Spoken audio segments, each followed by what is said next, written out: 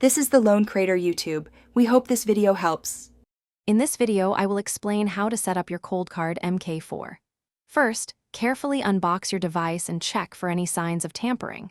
Next, connect your Coldcard to a power source using a USB-C cable. You'll then be prompted to set a new PIN.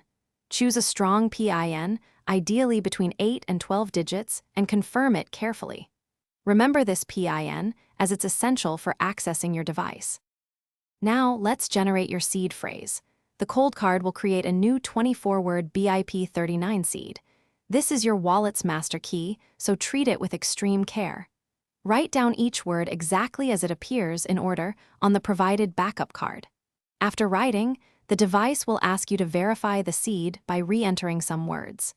This crucial step ensures your backup is accurate. For an extra layer of security, consider adding a passphrase. This is an optional but highly recommended feature that creates a hidden wallet. Your passphrase is never stored on the Coldcard itself, so remembering it is entirely up to you. After setting it, you can test it by attempting to access your wallet with and without the passphrase to ensure it works correctly. Finally, it's important to ensure your Coldcard is running the latest firmware. You can check for updates directly on the device or via the official website. Once updated, connect your Coldcard to a compatible desktop wallet software, such as Spectre Desktop or Electrum.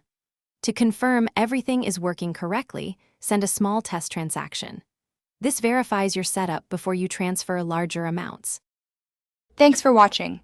Consider subscribing if we helped you.